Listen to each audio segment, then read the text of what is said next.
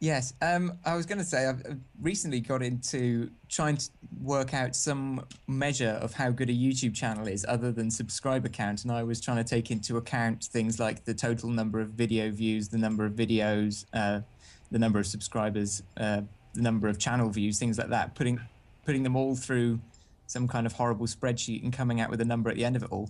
And what I realized is that it doesn't work because when I tried it for Nephilim Free's channel, his average views per video was actually higher than just about any of his videos, all but one of his videos, and which was a testament to just how many he's deleted over the years.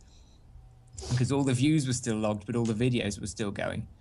So why do you think he deletes so many videos, or why do you think he goes and says things without researching them properly when he knows that he's had to delete videos in the past, and always ends up looking red-faced as a result of it?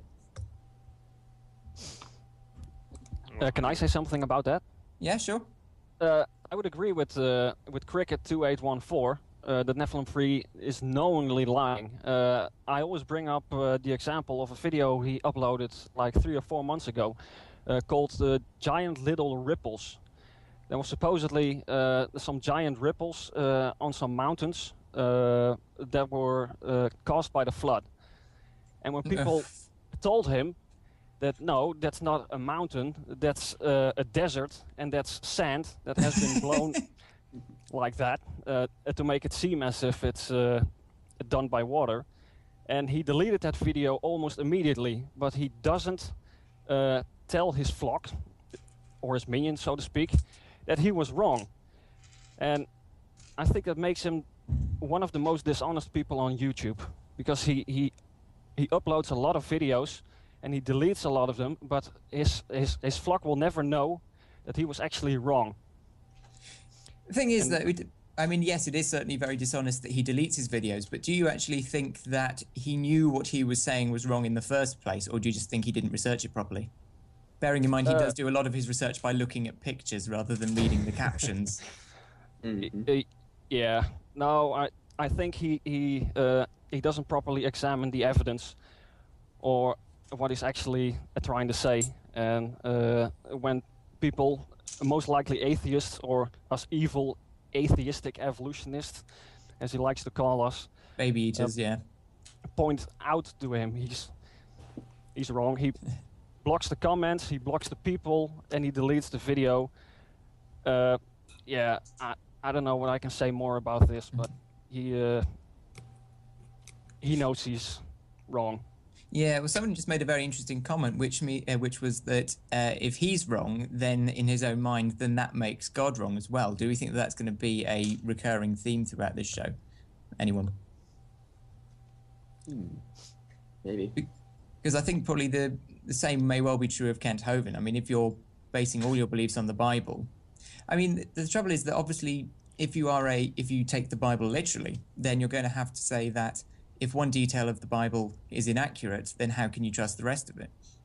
Right. So it's fair enough that you may be out to prove that the Bible is 100% accurate, but then where is that transition from simply trying to prove everything that the Bible says is accurate to trying to prove everything that you say is accurate?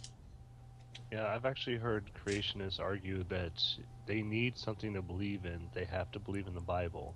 So they can't ever think that the Bible could be wrong, because that means their beliefs are wrong, and then they're believing in nothing.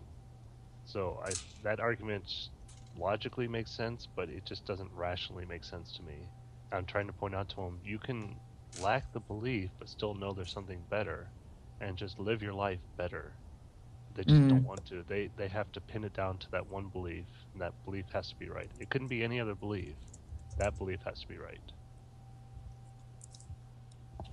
But then, as I say, it may be that the Bible that they're trying to defend is okay, but it's when they come up with their own harebrained schemes to try and explain it, they kind of usher themselves into a corner whereby they cannot admit that they were wrong, and that maybe they could turn out a more believable explanation for something that's in the Bible, but because they've now gone with that line of thought, they have to stick with it. I mean, the Hovind theory, for instance, or the hydroplate theory, even though people point out the numerous flaws in them, they carry on perpetuating them because they simply won't reject it in favor of a better one, because presumably it shows that they don't know what they're talking about. Right. And it also comes down to the fact that people like Nephilim Free, they keep shouting, you know, show me the evidence, show me the evidence. And they never want to show you the evidence. They say, well, the Bible says, or I believe, or God must have.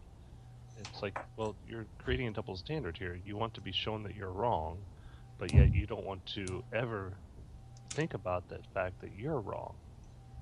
And when I pointed this out in the 12-hour call, he said I was intimidating him when I was just trying to point out, well, just look at reality. Reality isn't coming to you. Reality doesn't think you're that smart. So maybe you should rethink how smart you are.